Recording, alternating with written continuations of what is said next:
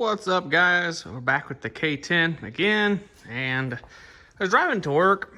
I pulled up front to clock in. I came back out, got in the truck. I left it running when I did that, and I realized she was getting warm. She's like 230 degrees almost. And I could hear one fan running, and it was the second fan, and it was running really loud. And the first fan's not fan. The first fan is not spinning at all. So I would say the fan's dead. So basically what I'm going to do today is I'm going to go ahead and put these in here. These are off that 96 Camaro. They both work. I've tested them. They need cleaned up a little bit. They got some been setting. So but, I'm going to put these in there. They're both 12-inch fans. And the problem is I'm wondering about that lip. I'm just kind of concerned there. I'm going to go ahead and probably put these in it. And these are probably a lot better of a fan. I mean, them are a lot taller. I mean, that's not an issue. I got plenty of room. And these fans really didn't move that much air. Those fans move considerably a lot more air than those fans do. Which I figured those fans weren't going to last very long anyways, because I gave $160 for the whole radiator, shroud, and fan combo. So I figured them fans weren't the best quality ones you could buy. But I think I'm going to go ahead and pull these really long bolts off. I already started taking this one out here. And I've always had a problem with this radiator, though, leaking coolant. It leaks down to about here and then stops leaking. So it always leaks around the cap. So I went ahead and spent $6 at Napa, and hopefully the caps look close enough the same. So we'll go ahead and throw that on too while we're here.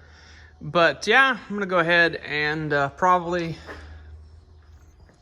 cut you over to like on the tripod, and we'll pull these fans out and see if we can't get these bad boys changed out, and see if we can't let this thing run and get warm and see how the fans kick on. So catch you guys in 1 second.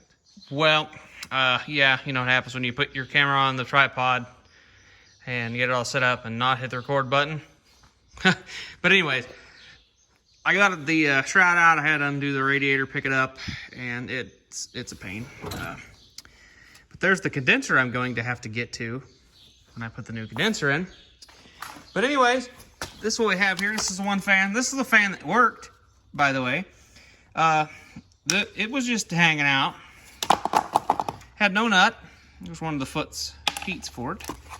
Yeah, it was just hanging out. The shaft. Just can't tell. It's bent. It's bent. It feels.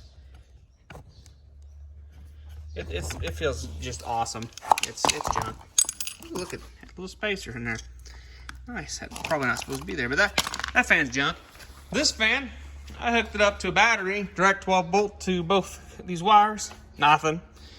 Not a thing. Now I could take these two fans, that motor, possibly, and make one good fan again. But I'm gonna go ahead and try these Camaro fans. They need cleaned up a bit, but they're gonna work pretty good. The holes are not even close to lining up. And yeah, the cutouts obviously need to be opened up a lot, because this fan doesn't even operate unless it's setting down in the fan shroud. So yeah, fun. So I'm gonna go ahead and pull this fan off and possibly cut this opening out bigger and get that fan mounted, and then do the same with the other side. And then we got to go through, and I'm gonna rewire that up with some heavier gauge wire, because I was using the factory fan wire. And I think if I dig down in there might actually be connections. Not sure. But anyways, I'm gonna build me up, because I got good wire coming out of the relays, heavy wire coming out of the relays going down to the fans.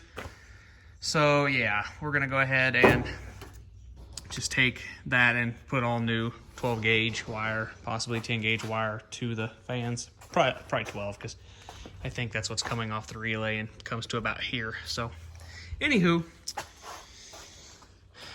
I'm gonna try to do that, and we'll see how we get. So I'll catch you guys on in a second.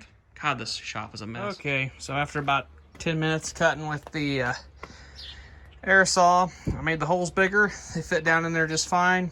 I got the holes marked. I'm gonna drill them out and put threaded rib nuts in there, just so I can put the fans on and off in the truck, and I'll be able to mount the shield into the radiator, onto the radiator, without the weight of the fans, and then I can add the fans later after I build my harness and everything. So yeah, so we're getting there. It still has these, which will work good for the tubing, because I've still got some you know, the tubing, the split loom, so it'll hold that. The old fans didn't have any way to hold the split loom, so this will look a little better. Like I said, I'm gonna drill those, drill them, put the rib nuts in there, and yeah, I'll catch you guys on when this is all drilled and back in the truck, and we'll start on the wiring. Alrighty, they're back in there, and I've got 2 pigtails with wiring. I plugged into them. They just happen to be the same pigtail as the ends I use for my fuse links. These little connections here. They're the same thing. They're a 630 connection. They use these pins here, which turned out to be quite nice, because even though I do have a harness on the 96 Camaro I could have went and cut off, I kind of don't have a vehicle to get there without this one running, so, you know. But anyways, it'll be a new end. I'm just going to add some heat shrinkable splice connections to these, and it'll be plenty good. There's quite a bit of them used under the hood of this truck anyways. But yeah, that's pretty good. I'm thinking, if I get lucky, I went ahead and filled the radiator, top the radiator back off, and put the new cap on. Them are a lot bigger, and just one automatically flows more air than both of them ever did. So I had a test. I just tested to make sure I put the wires in the correct location. But yeah, I'm gonna end up coming over here to the relay, and I'll jump them across and test both of them, make sure they work. Then I will actually back it out of the shop and let it idle up to temperature, and it should have the temperature, or it should kick them on. So that's kind of nice. We'll see if they work and see if it cools it down. So hopefully it'll keep it cool. I'm just praying it will. But yeah, I'm gonna go ahead and splice them together, and we will cut you guys back on when I'll go ahead and jump the relays, and we'll see them run. So catch you guys in 1 second. Well, they're plugged in, as you can hear them.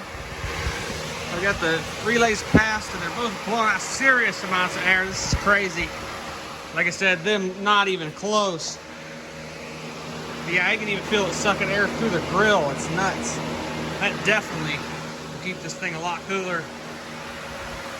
Go ahead and feel it. It's kind of loud. That's just one, and just one still pulling more air through that radiator than both them combined. And I can still feel good air getting cold. Even clear over here, there's still air getting cold. Obviously,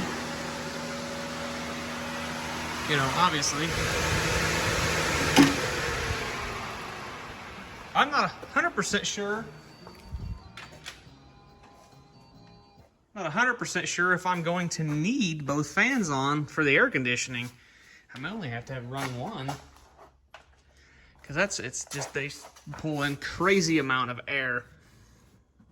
So yeah, I'm pretty happy that they work. Like I said, now I just got to start it up, let it warm up. I want to tighten one of my exhaust clamps, because I'm pretty sure my exhaust leak is at. I want to get an actual band exhaust clamp and put slits in it, but I didn't get one today. Should have got one while I was over at Napa getting that radiator cap. So we're gonna go ahead and plug the relays back in, so we know they both work.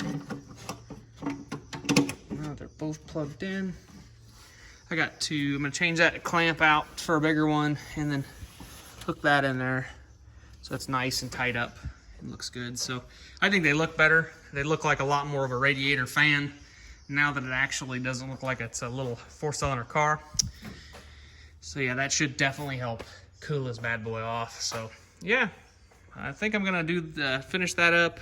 I'm gonna cut a tube that I've had hanging down underneath this truck forever, and possibly go up there and dig out some parts and maybe put a sway bar underneath this thing. Got to do that yet, so yeah, fun. So I think I'm gonna call this video though, and just to let you guys know, if you do buy a radiator fan shroud and fans and radiator off eBay, you're probably gonna end up looking for a new set of fans at some point. So yeah, catch you guys in the next video. Peace.